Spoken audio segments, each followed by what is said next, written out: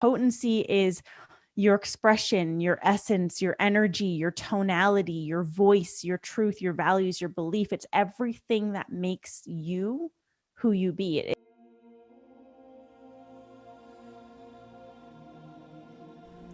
Today's guest is a dear sister of mine and a woman and leader who is so deeply committed to living and leading in integrity. Ruby Fremon is a certified life coach, NLP practitioner, leadership mentor, and speaker. Ruby is the host of the top-rated podcast Potent Truth, which was formerly known as Today's Thought Leader. She is known for her big heart, non-bullshit approach, and shamanic gifts, and her work bridges the gap between practicality and spirituality, offering leaders an opportunity to create true inner expansion. So within this episode, we dive into, firstly, what is potent leadership and how we can access it. Also, how to drop the masks to be more authentic and in integrity as a leader, rising up, speaking up, and daring to be seen, the importance of doing the inner work to truly be a leader and not just look like one. Some aspects of our personal journeys, Ruby's journeys, and my journey to becoming embodied leaders, and also how we both struggled with perfectionism and feared sharing our medicine woman side on social media, and what supported us to really stand more powerfully in our leadership and in our presence. So if you want to join us, keep on listening as we dive right into it. Ruby, thank you so much for being here in the show again. I'm so excited to be speaking with you one more time on Sacred Leaders.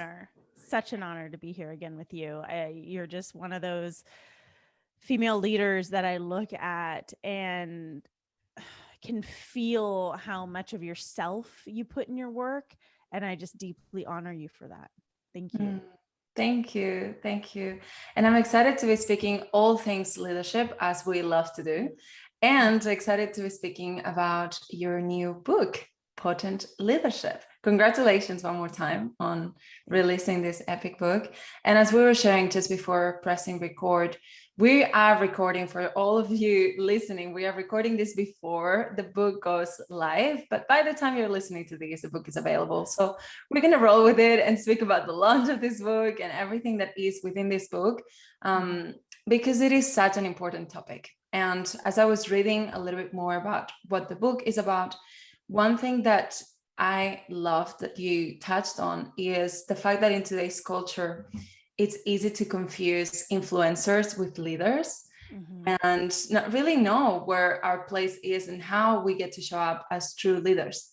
I have a whole episode on this that I did with Joel Brown, actually, but I want to hear from you. What's the difference? Let's start there. What's the difference between an influencer and a leader? Yeah, I'll start with this. All leaders are influencers, but not all influencers are leaders. And the way I like to describe it is influencers paint a pretty picture, but leaders pave the way. Yeah. And with the rise of social media influencership, that was really the birth of influencership. And it's so easy to get wrapped up in the pretty picture because that's literally what we're looking at in our devices, right? It's pretty pictures, it's a series of videos, pictures, images. And the influencer is more focused on the image, on the picture that is being painted, on how they are going to be perceived and portrayed, on what they are going to get out of everything. Whereas the leader is focused on paving the way, on being the way, on embodying the way, and on service.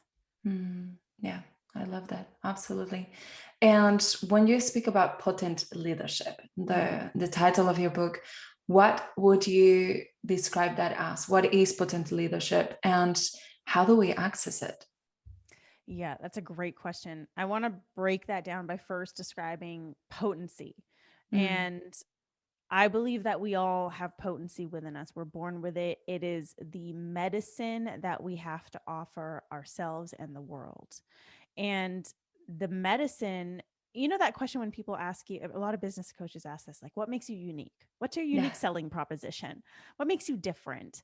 And it's really hard to pinpoint one thing because it's never just one thing. And so I want everyone to start to understand that it's not one thing. It's your potency, and your potency is your expression, your essence, your energy, your tonality, your voice, your truth, your values, your belief. It's everything that makes you who you be. It's the synergy of all of it. And that is the medicine that you're born with. But what happens is slowly we're taught that our medicine isn't good, it's not good enough, or it's too much. And we start to dilute this medicine and start to dilute ourselves. And so when it comes to potent leadership is leading as the fullest expression of who you be, the realest expression. This is you leading as the person that you are at the core of your being, minus the masks, minus the facades. And I feel that that is what's missing in leadership today. I think that there's a lot of dilution happening. There's a lot of watering things down. There's a lot of mimicking and cookie cutter scenarios taking place, and a lot of people wearing masks to preserve the likes and the follows. And to me, that's not really leadership. So potent leadership is bringing it back to you, bringing it back to who you're being, so you can lead from your potency and serve that medicine to the world. I love that. I absolutely love that. And a question comes up when you share this, which is, what would you say is the way to remain really anchored in our interconnectivity? Because I think that's part of leadership, remembering that we are all in this together, and at the end of the day, it's one big mission, while also honoring that uniqueness, right? Like honoring the oneness, the we are all one and we're in this together, but also honoring that this is me, my individual self, in my individual mission, and I get to honor that authentically. I know that there's a space there where people get lost sometimes, where they just because of trying to be part of the movement, part of the trend, part of the whatever it is, they get lost or lose touch with that sense of authentic individual uniqueness, let's say. So what would you say is the way to, yes, be in our mission, and yes, be in our own individual authentic self, while making sure that our leadership is about all of us and not just the self? Yeah, that's a great, great question. And, I like, what comes to mind is this idea of what I call pedestal leadership. It's like when leaders put themselves on a pedestal and everything is me, me, me, I. And they forget that there are people that they're here to serve. They forget the greater mission. They forget humanity.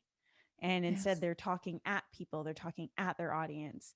And I feel like that truly was the old way, like the old paradigm of leadership, right? It's like the CEO standing on a pedestal or standing on a stage, talking at everyone, barking orders. And now, with where our collective is going and evolving, the need now becomes for us to be able to see each other and relate to one another. Now, that doesn't mean that we cannot have our own unique medicine, our own unique potency, our individuality. I think the best way that I can describe it is, if you think of like any sport team, any game, hockey, soccer, whatever it is, everyone's playing a different position. You've got goalie, you've got offense, defense. In hockey, there's left wing, right wing. Like there's all these different positions, but they're playing together as a team. And so for us, we get to bring our medicine, our individuality, our essence, our energy, our potency to the collective. And we can work towards a collective vision, a collective goal. We can work together and rise together while contributing our medicine. And together, when we can combine all of our different medicines, it synergizes into something incredible. Like this becomes a catalyst for the change that we all truly want to see in the world. Yeah, absolutely. I love that. And one thing that really transformed my leadership personally was connecting with leaders of ancient civilizations and cultures, right? When I connected with the people from the Amazons, when I connected with Native American chiefs and Mexica chiefs, and really saw that level of leadership where, because they haven't ceased to live in community, they haven't ceased to live in that way, leadership is an honor. Leadership is really considered something that you say yes to with reverence, but it's never about the self. It's always about the community, the big family. And then each person feels really free to just be authentically themselves, but leadership has never anything to do with them. It's like an honor that they take on, right? It's like a responsibility that they take with reverence. Then in the modern world, what we see is what you were saying, is this, I wouldn't even call it, I don't know if we can call it leadership, or we should call it rulership, right? Or corporate management, right? Right.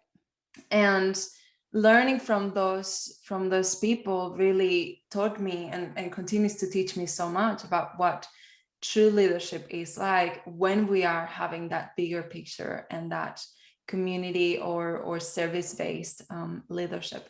So I think this is such an important conversation.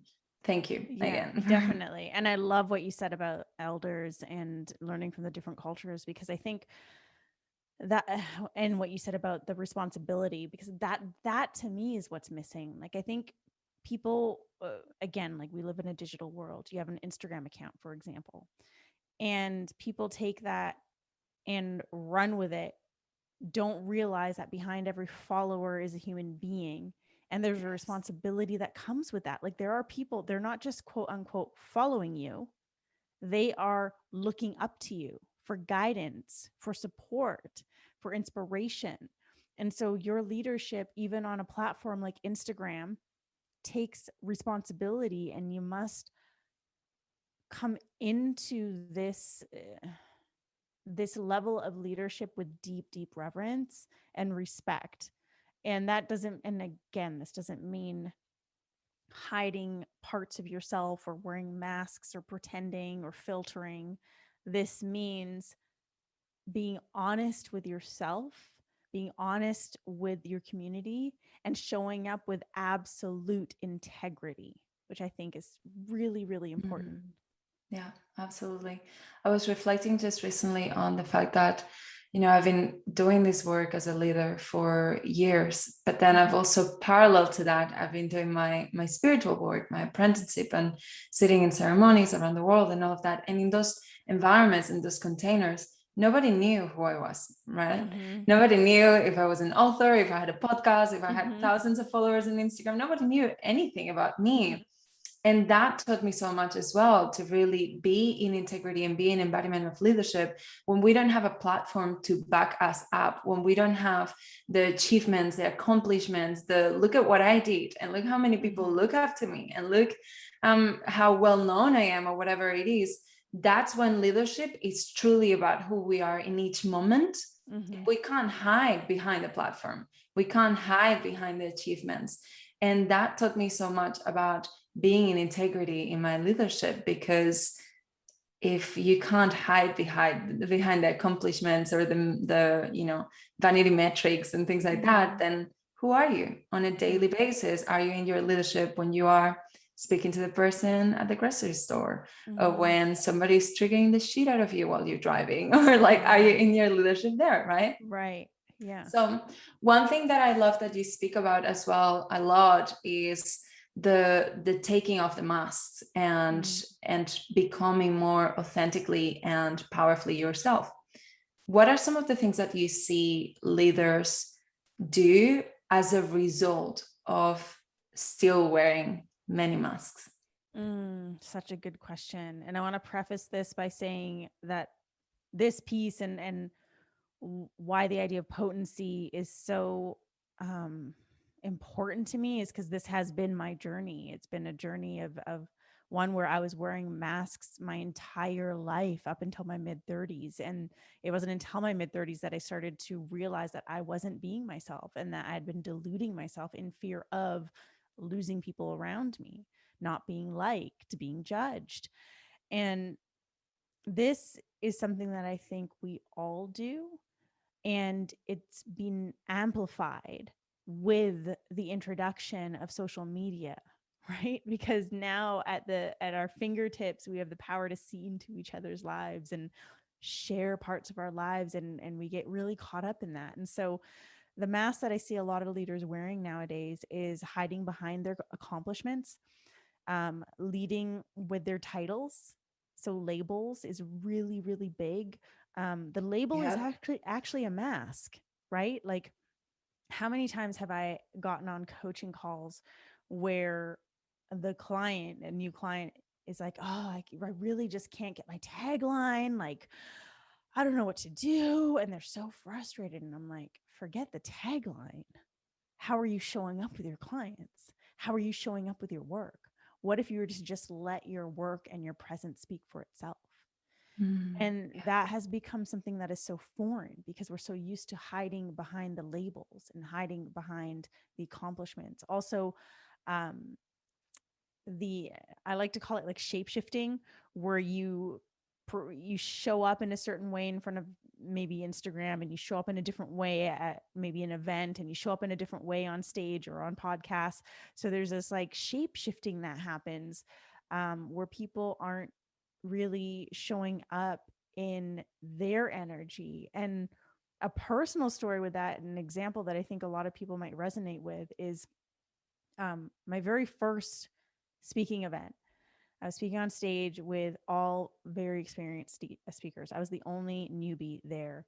And I was watching all of them on stage, and they had everything so perfect. Like, everything felt so perfect, and they were so big, and they had big arm movements, and they were expressive, and they were moving around the stage, and like all of this stuff was happening. And I was like, oh my God, like, I don't think I speak like that. Do I have to speak like that? Do I have to have big gestures? Do I have to be fully expressed? Like, what am I going to do? And I could have done that. And I was really deeply considering showing up in that way to mimic their behavior because they were getting standing ovations. I want that too. When I got called up to stage, the first thing I did, and it happened naturally, I didn't think about it, was I took my heels off. I was like, I don't want to wear my heels on stage. This doesn't feel good. Went on stage, and I was pretty much standing in one space the entire time. And at the end of it, I received a standing ovation. And I had several people come up to me in tears saying that they were so moved from my talk. Mm. And that's when I realized, man, if I had shown up and pretended to be like everyone else and worn that mask, I would have been completely out of integrity and alignment with who I am. But by really allowing myself to just be on stage and allow my medicine to show up, that is what really created an impact with the audience. And so that's what I mean. I think that a lot of leaders get caught up in how they think they need to look or think they need to act, um, from everything from what they wear to the way that they post to what they document to their programs, all of it. Uh, and it's almost like you can scroll your feed and everything looks the same. But then the people who stand out are the ones who are really paving their own way. Mm-hmm. So I kind of Yeah. steered off the question, but No, it's I think awesome. that answers it. I'm agreeing with everything. Yeah, absolutely. And I think it comes down also to a sense of safety, right? I Yep. know my personal experience with social media had been that I am I have all these really different aspects to me, right? Like really different aspects. Like I've got this really big entrepreneur, businesswoman, but then I have this medicine woman in me, and I start my day in a really deep way. And I have this deep connection with all things spiritual, but then I'm really much in the 3D world as well. And then I have all of these different, just like we all do, right? All of these different aspects. But at one point, I thought that I had to pick and choose what aspects were business related and what aspects were just secret. And that came from, I recognize now, two stories. One of them, I used to work in corporate, so there was this big story about what is professional and not, and what you cannot do because people won't take you seriously if you do. Right. For instance, letting my funny side go out. That all of my closest friends and my partner were like, Sigrid, you're a clown. Like, you're a really funny person. And nobody would be able to tell that online, right? Then I have my clients in my mastermind, my one-on-one clients, always like, you're so funny. But then when it comes to social media, nowhere to be seen. That aspect of me was nowhere to be seen because of that story. Then another story I was making up around these was that, you know, I'm a really private person and I like to have boundaries with social media. I don't want to make my life a reality show. Now, what I had to learn was what was coming from a space of it really being my boundary and the things that I want to keep as sacred. And there's a lot of things that I'm not going to share on social media because they're just part of my life and I don't want to. Now, there were also a lot of things that I wasn't sharing due to that fear of what will others say, and will this be liked, and will this be too much, and will this be taken seriously or not, all of that stuff. So one thing that I love that you speak about, and I saw this on your book's side, is the concept of really stopping seeking validation and recognizing our gifts. And I think in order to do this, which is something that you also mentioned in the book, we need to do the inner work so that we can be a leader and not just look like everybody else or someone else. So I'd love to hear a little bit more about the work that you've done and how you support people in your book to really move from this space of seeking validation and trying to be like someone else to honoring their own gifts through the inner work. Yeah. How I do this is through the inner work. I think that there's enough focus on strategy, on marketing, on branding, on the external, and not enough on the internal, because a leader can create a pretty successful brand, movement, business by just focusing on the external, but you will plateau. At some point in time, you're going to plateau. Your shadows are going to catch up with you. Your traumas are going to be reflected in your work. You're going to plateau. And so the inner work is really taking a leader and having them come face to face with all that makes them who they are, and all those pieces of them that they were perhaps denying or resisting or hiding, like you were hiding the humorous side of you, or like me, for so long I was hiding the medicine woman in me, to come face to face with the truth behind why we're hiding these aspects of ourselves, and get ourselves to a place where we can really fully own every single aspect of who we be. And it's easier said than done, but it's also one of the most transformational, beautiful, potent journeys you could ever dedicate yourself to, because when you are really in the inner work, when you're devoted to it, it reflects in your leadership. And the inner work is something that never ends. You know, it's something that you remain devoted to. It's something that you are doing alongside of the external work. It's something that you are doing that is building the foundation for everything that you continue to build and become.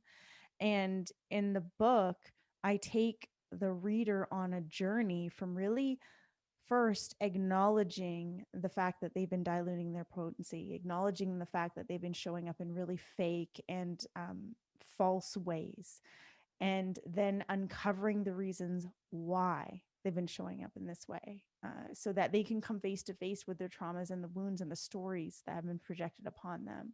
And then from that place to start to tap into more of who they be and their essence and their energy and those parts of themselves that they've been so afraid to bring to the surface. I went through this whole process myself, and it's so scary to think, oh, well, if I show up 100% me and someone doesn't like me, that means they don't like me. Versus if I show up as this like fake kind of pretending persona, then they just won't like that and it doesn't hurt as much. So it's really about getting vulnerable with yourself and having the ability to see yourself clearly so that you can bring that to the table and bring that into your leadership. And I promise, and I know, Sigrid, you can attest to this because you've lived this. When we do that, your leadership becomes more magnetic, your messaging becomes more potent, your presence becomes uh, more attractive to the people that you're really here to serve. So yeah, I hope that answers the question. Yeah, absolutely. And I totally agree. And Mhm. I believe that most leaders, most people that are, let's just take the personal development industry, for example, Yeah. most of us do have a deep desire to be free. There's Mhm. this freedom tends to be one of our highest values. And Mhm. what I have found is that we cannot be free while we keep putting ourselves in all these different boxes Mhm. and creating all these walls and prisons around us, because I can only be this way on social media, and then at an event I need to be this way, and Mhm. then in my podcast I need to be this other way, and I can show this part of me but not this part of me. Mhm. It's a really big mind fuck and we Mhm. cannot be Truly. free in that, right? So I always say this, like the work I do, yes, amazing that I can help people with it, amazing that I can support and contribute to humanity in this way, but ultimately, like first and foremost, I'm doing this for my own liberation. I want to Mhm. be free. Like I really want to know what it is to be free Mhm. from everything that isn't truth, everything Mhm. that is not true. I do not want to be Mhm. imprisoned by it, right? So Mhm. to not do the inner work and to continuously pursue the achievements, the validation, the Mhm. money, the status, all of those things Mhm. only ever imprisons us further and furthermore, Mhm. right? Because I see this in a lot of my clients when they start working with me, like I'm making the six figures and multiple six figures. My business is doing well. Everything is working. And yet I know that I'm showing up like 30% of my Mhm. potential. I Mhm. know that there is something there's a lack of congruence there. There's a lack of integrity there. There's something that doesn't make me feel fully fulfilled. And it comes from this misalignment between who Mhm. we are internally and who we are externally. And Mhm. it's a pretty hard way of to live. Yeah. So I find, It's suffocating, yeah. right? It You literally feel suffocated. And it's funny when you were mentioning the boxes that we fit. I was thinking about Instagram and how it's literally all these box images. Yeah. And there's only so much of yourself that you can portray in a single photo or in a Mm-hmm. single video, in a single IG story. So this isn't even about trying to fit everything that makes you into one little square image on Instagram. This is about you giving yourself permission to just be you and be fully expressed and share all aspects of your life or the aspects you really want to share without trying to make it fit a label or fit a Mm-hmm. box, Yeah. because this is the gift. Yes, it's a gift to your audience, and yes, it's a gift to the people that you're serving, but it's such a gift you can give to yourself, because when you show up as who you be, when you show up in your fullest expression, when you show up in your potency, you will never feel more free than that. Mm-hmm. Absolutely. That sense of alignment, that sense that Mhm. everything is truthful, that you are Yes. not selling out on your audience and selling out on yourself. And at the end of the day, if Instagram was to disappear, if and this can really well happen. Like look at Yep. how the world is going. Like we could Mhm. wake up tomorrow and even if the app was still there, your profile could be gone. Your Mhm. profile, all the numbers, all the titles, your perfect tagline, the perfect, I have a podcast, I published a book, all of these things could be Mhm. gone, right? We live in a world where if somebody was to decide that your presence on social media is no longer welcome, everything will go away. It has happened to people. And all of a Yep. sudden, you don't have a book, and all of a sudden, you don't have a podcast, and all of a sudden, you don't have an Instagram. Who are you then? And Mhm. that is a really powerful question to sit in. for the sake of, as we speak, impotent leadership, to really see who are you then when nobody's watching, when you can't, again, hide behind those things. And I would love to hear a little bit more about how you went from hiding that medicine woman aspect of you to allowing that to come through, because I think that is so potent, such a potent part of your leadership. Thank you so much. There's still more of her emerging, and Same it's, here. I think it was something that I dove into for myself. And so I think for a little while, it was really just something I needed to hold sacred for me and not present to the world. But then very quickly it became a part of who I was. It became a very key foundational piece of my life, of my leadership. And I was still hiding it. And I was hiding it because of my fear of what are people going to say? How are people going to see me? Are they going to take me seriously? Are they going to believe me? One of my deepest traumas is feeling misunderstood or unseen. And so are they going to misunderstand me? Are they, it just, all of this stuff was popping into my mind. And I would only show the medicine woman to my paying clients who would be at my retreats or at my events or in our calls. And that's when she would emerge. And it was always a surprise to people who worked with me. But at the end, they would always say, wow, like I love seeing this side of you. I had to get over my own shit, really, because this really had nothing to do with anyone else but me. It was me coming into a place of true ownership of who I be today. See, I think we're always evolving. And I had this idea of who I thought I was. And I was holding on to that identity when I was actually evolving away from it. And so I needed to meet myself where I was in that moment. Just like today, I need to meet myself where I'm at today in my evolution and own that and take full ownership for that. But not just that, to embrace this identity, to embrace who I've become today, to love her, to honor her, to show reverence to her, to respect her, and everything it took for me to become her. And then and only then can I bring her out in a way that feels more public, because now I can bring her out without the shame or without the fear. Now I can bring her out and really fully own her. And that's the thing is I think most people get so wrapped up in the fear of what other people are going to think that they don't see that this is just their own judgments against themselves. And you need to face that. Absolutely. And that's where the inner work that you were speaking about and that you speak about in your book comes in so handy, right? Because we can't do that without that. But I also love that you had this experience of taking your time to really meet yourself as that version of yourself before sharing that. Because one thing that I personally don't fully resonate with is this thing of I do a one-day workshop on something and then all of a sudden I'm an expert on social media about it, right? It's like I drink ayahuasca once and now I'm a shaman. Exactly.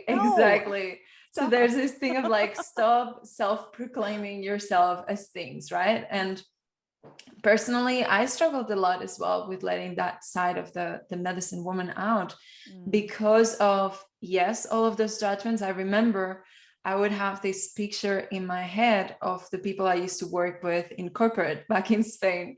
And I had this thing, like this idea that those people that I couldn't care any less about what they would think about me, beautiful friends that would love me either way, right? But I had this huge story that they are going to judge me as too woo-woo, not serious, this and that, right? And all of the wounding around that would come up.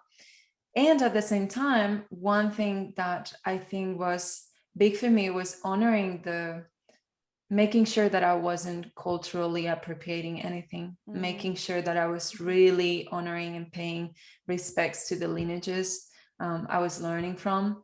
Mm-hmm. And yeah, I love that you took that time, and everything that I've seen you share is been with so much groundness and so much reverence. And I think that it's also important because, yes, to owning who we are, and yes, to sharing ourselves on social media, and yes, to all of that. And also, yes, to not taking like the one thing that we read in that one page of a book, Mm-hmm. or the one, 2-hour webinar that we did, or the one plant medicine ceremony that we did, and Mm-hmm. making it this thing where it becomes an identity that we Mm-hmm. try to profit from and that we try to market on social media. So I think there's a lot of value of really having those initiations and those moments where Yes. we give ourselves space to become that version of ourselves fully embodied before we go and put it out there on social Mm-hmm. media. 100%. I'm so glad you said that. And there's an initiation process, and then there's your activation and the integration. Yeah. And to show up unintegrated is a disservice to yourself and to the work that you're here to do. Mm-hmm. But to show up when you're integrated is such a gift. Your presence becomes more profound, and there's so much more depth to what you have to share. It's so easy to regurgitate information, and that's what I think a lot of people are just doing. They're just regurgitating Absolutely. information. And what's hard is the integration piece, because that's a piece that takes time. But a lot of people are in such a rush to be seen as a leader that they bypass all the inner work it takes to be one. Yeah, And we have to absolutely. stop doing that. Mm-hmm. Yeah. And I know for people that have the tendency of perfectionism that might be listening to this, because I Guilty. do.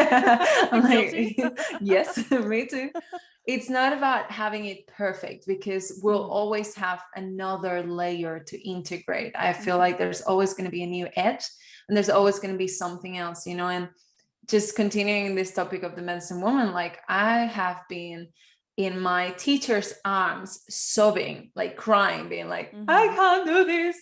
I want to tell the world, but how am I going to call myself a medicine woman if I'm not like, I've only been doing this for 5 years? And she'd be like, it's Mm-hmm. okay, Sigrid. It's okay. Yes, you're not a medicine woman like the women that have been holding space for 30 years. Mm-hmm. And yet you are a medicine woman in your own way, in your own pace. And, so having this understanding that as long as we're showing up authentically with where we truly are at in each moment, then we can show up without needing the 10-year preparation, ready to be ready to be ready to have it perfect. Mm-hmm. And on this topic, I would love to hear, since you say you're also guilty of having this perfectionist, inner perfectionist, what has supported you to really be able to move from this perfectionism or the perfectionist tendencies to really allow yourself to take action and to show up without needing things to be what the inner critic would say perfect? Yeah, I mean, what is perfection anyway? It's an illusion, right? It's something Yeah. that we perceive. And for me, it was realizing that my perfectionism was really, and this is for most people, a form of control, a way to try and control your circumstances, a way to try and control what's happening in your life, to try and control what what's to come. And to be honest, it wasn't until 2019, when I was deep in the Amazon jungle, in a very small remote village, and I mean living off of bare bones in a bamboo tombo, peeing in a bucket, like I had nothing.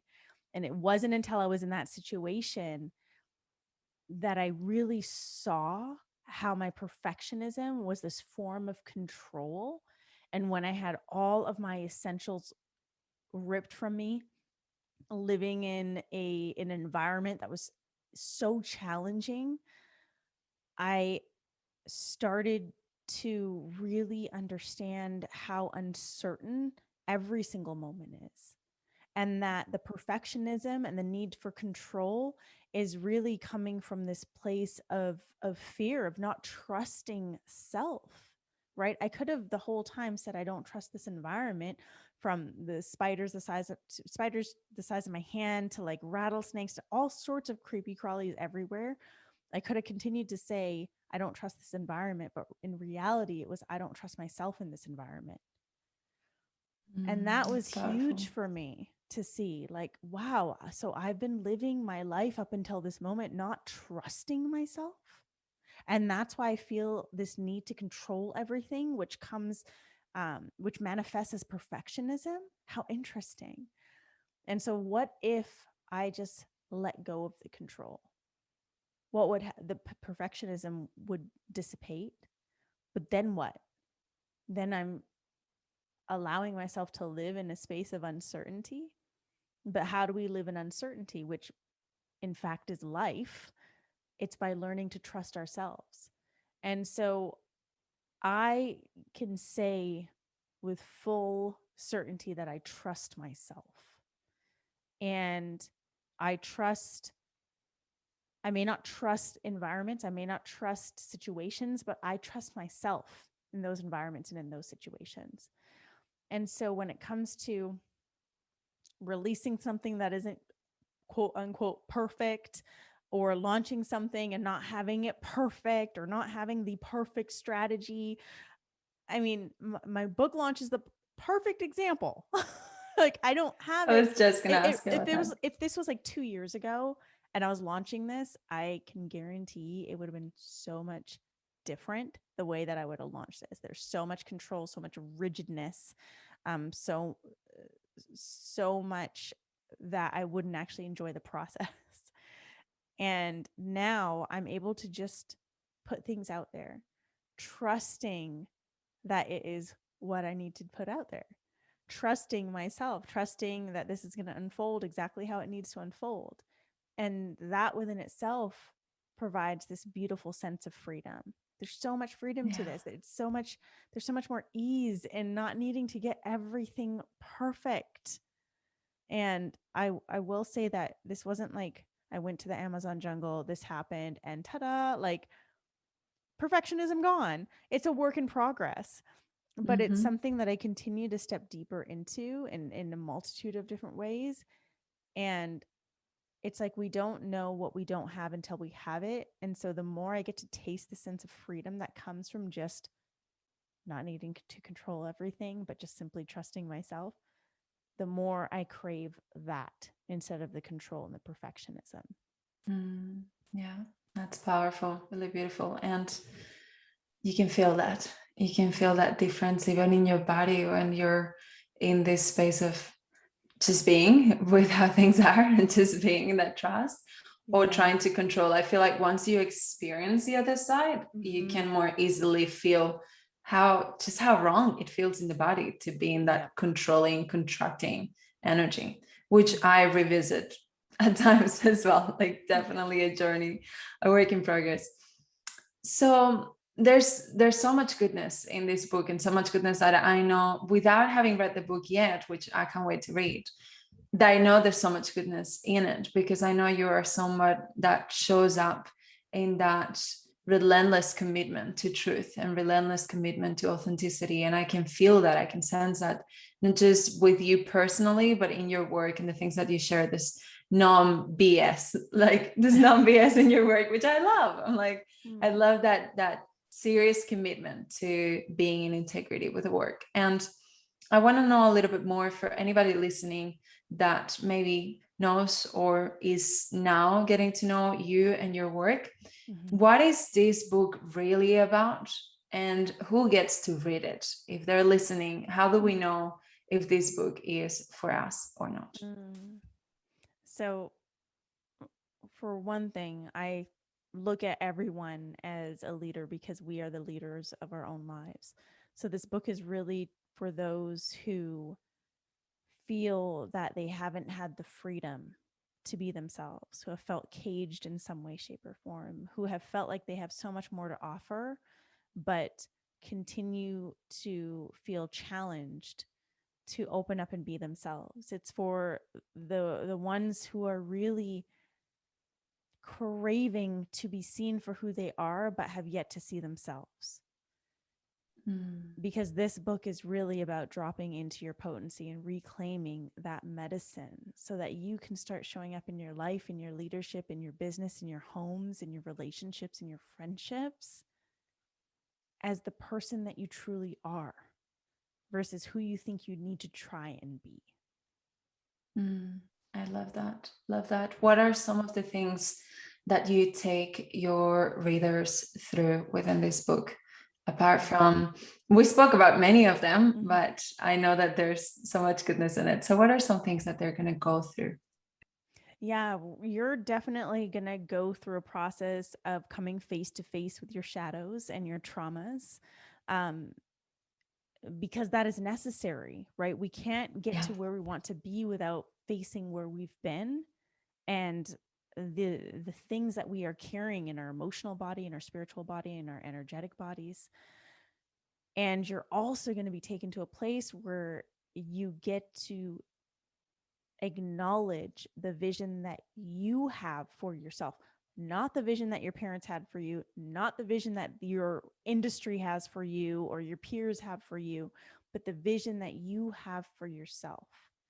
And then you're going to be shown ways to really uncover that medicine that you have to offer. I share a lot of personal stories, a lot of client stories. I think stories are really powerful because it's a way for us to really relate to each other.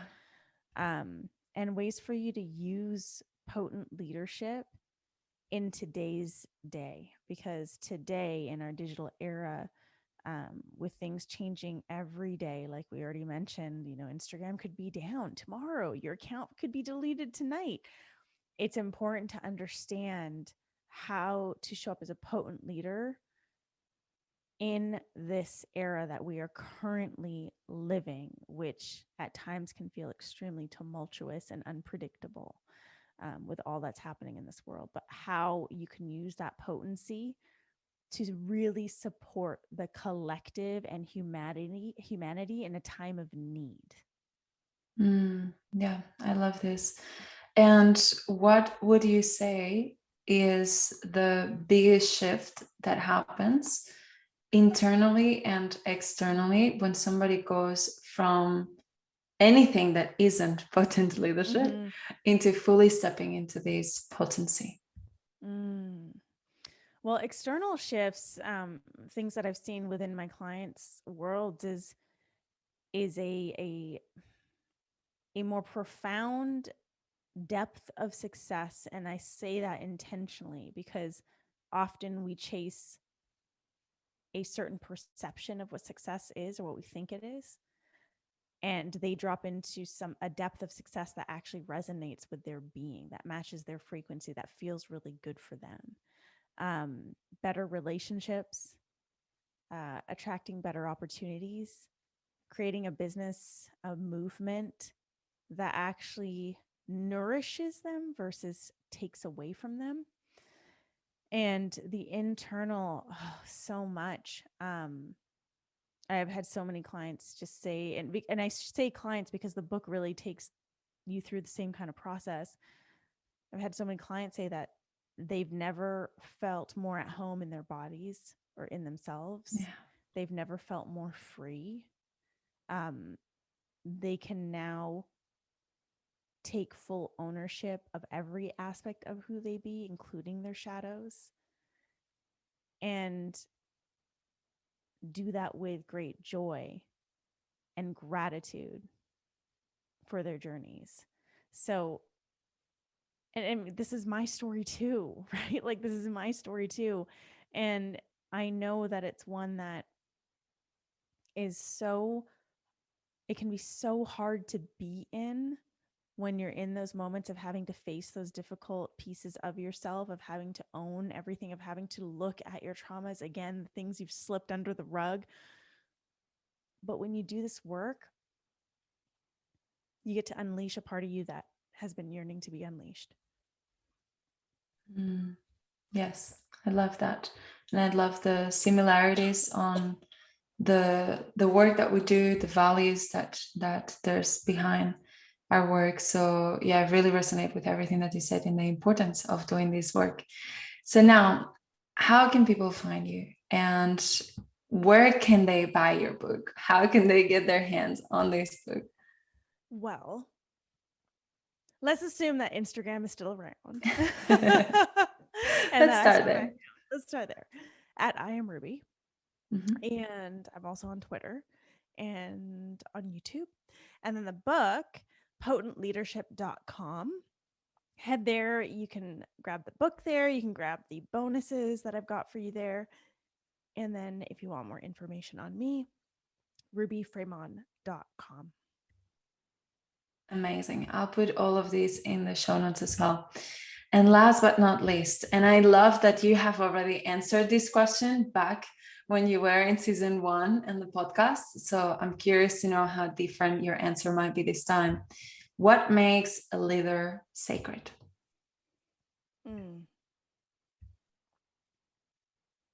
What makes a leader sacred to me today is a leader who is really honoring their truth, walking their walk, not just talking the talk, and embodying everything that they stand for, that they believe, that they teach, and that they preach. Yes, absolutely. Thank you, love. Thank you again for being in the show. Thank you for your work, for how you show up.